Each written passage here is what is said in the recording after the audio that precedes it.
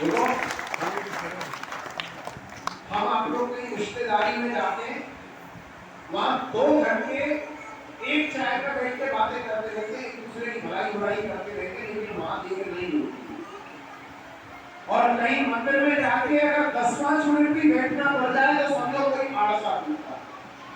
आज हमारे ठाकुर जी ने आपके ऊपर पूर्ण कृपा करी है कि आप लोगों को यहाँ जबरदस्ती पकड़ के बिठा रखा है।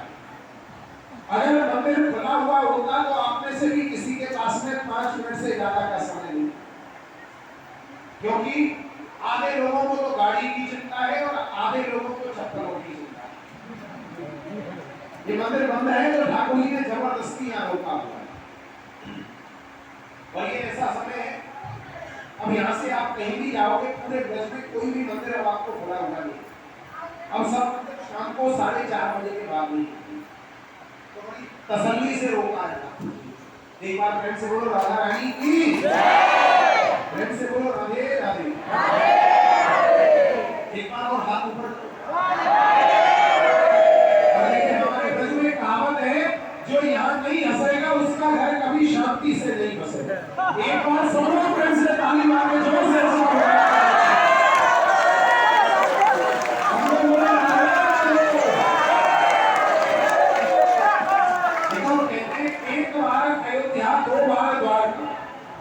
और 3 बार त्रिवेणी में जाकर के नहाओगे, 4 बार चित्रकूट, 9 बार नासिक और 12 बार बद्रीनाथ घूम कर आओगे।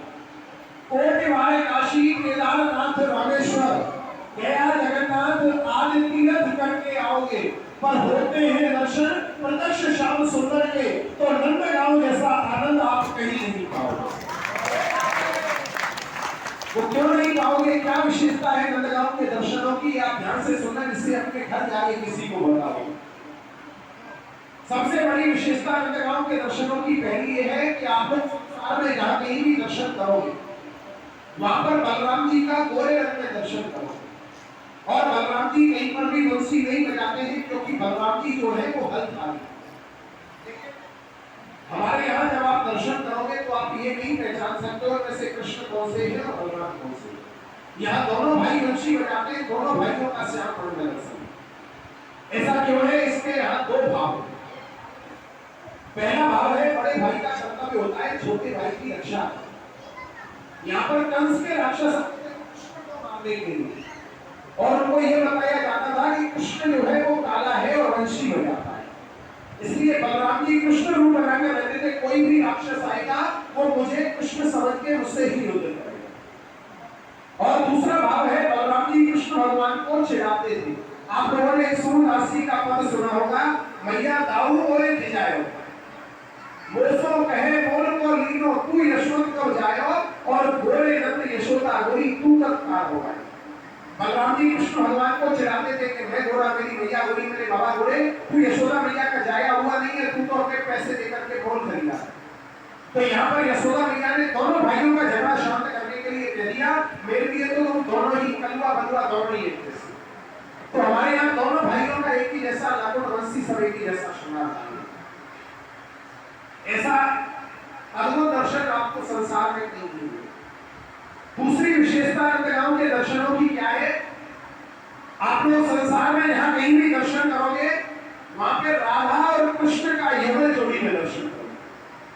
जहां भी राधा कृष्ण होंगे एक साथ होंगे, कहीं भी अलग अलग नहीं होंगे। लेकिन हमारे यहाँ राधा रानी की ससुराल है,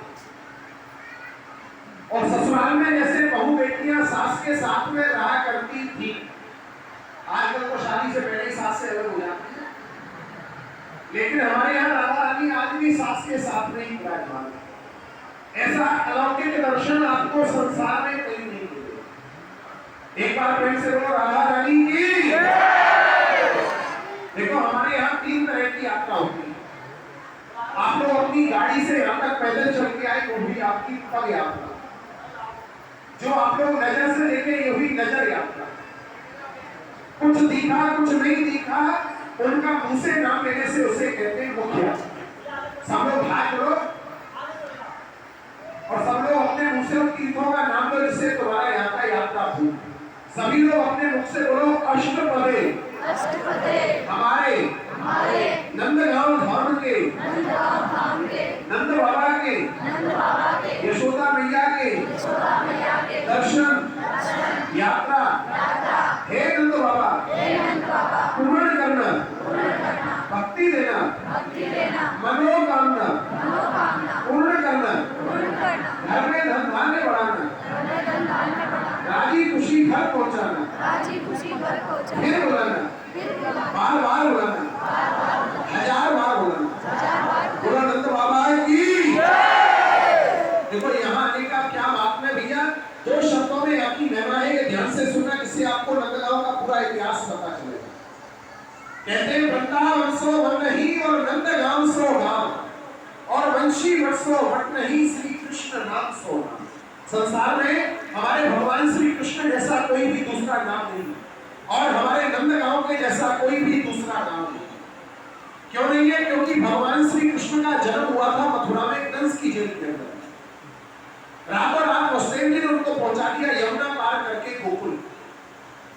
गोकुल नगरी में जब पूतना, सक्कासुर, अघासुर, बकासुर, तृणावर्त आदि राक्षस जब नंद बाबा को तंग करने लगे, तो नंद बाबा गोकुल को छोड़कर भगवान कृष्ण को 2 साल और 3 दिन की अवस्था में यहाँ नंदगांव लेकर आए थे, जहाँ आज आप लोग बैठे। यहाँ पर हमारे नंद बाबा के गुरुजी थे शांडिल्य ऋषि।